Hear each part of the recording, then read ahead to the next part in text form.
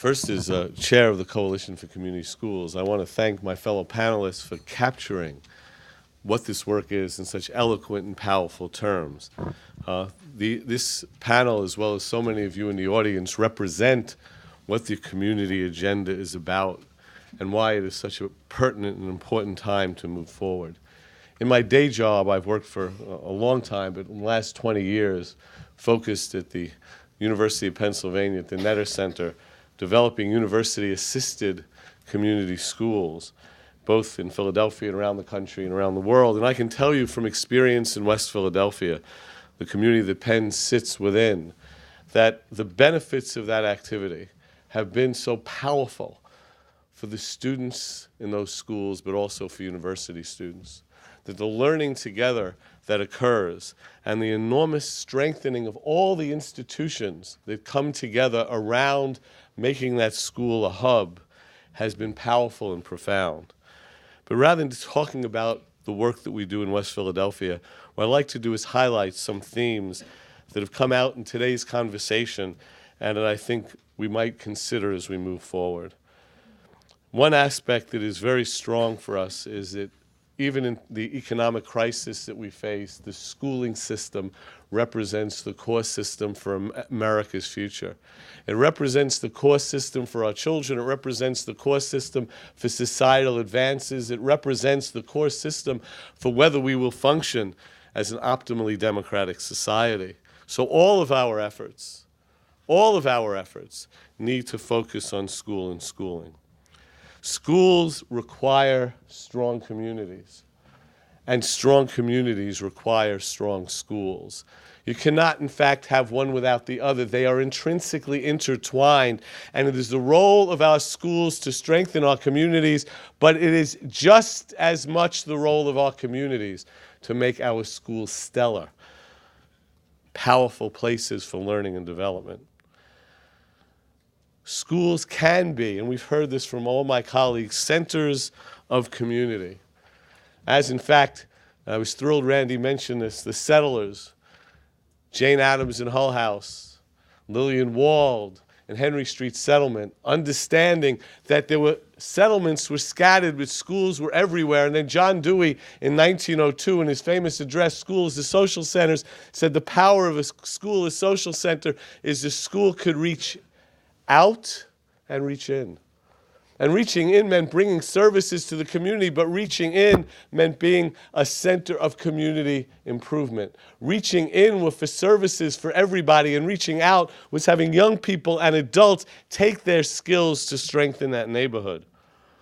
And the comments that Ann emphasized that we can learn, and other colleagues talked about, we can learn from and with the community through powerful pedagogies that teach subjects, but most centrally, teach the skills of democratic citizenship, learning while young people, and I've seen this at the university level, I've seen this in K through 12, young people learn by helping to solve the most pressing community problems, from poor health to issues of improving the quality of learning for younger children, to improving environment, to making life better as the best way to learn problem solving. And also today, I think there are a whole set of themes that are both such common sense and obvious that we need to work on. First is that the problems are not left at the schoolhouse door. The schools are part of life and not central to life, and life impacts the school on an everyday basis. Children with the most needs need more. That we cannot, in fact, believe that we're going to close the education gap if we don't provide the necessary supports that all children need, but in particular are needed by those children who most clearly face the savage inequalities that result from poor schooling and poor deprived environments. Principals, teachers, and support staff need support. They cannot do this alone, that all of their work gets strengthened in collaboration with others. And if community schools are to work, it is to enable teachers to teach, support staff to do their work, principals to do their work, and certainly it means that we move away from demonization and blaming and understanding that educators have the most important job in this society. and we need to support them and their core crucial work. And what we also discuss is that we need intentional, comprehensive, democratic partnerships in which all partners, community organizations, communities of faith, schools, unions, businesses, higher educational institutions, all partners work together and use their unique strengths and talents to improve the learning and development of our children, and that all institutions are held responsible, are held accountable, not just the school and the teachers and the parents, all of us. So with this community agenda, we are turning to a new page, a new period of our development and work.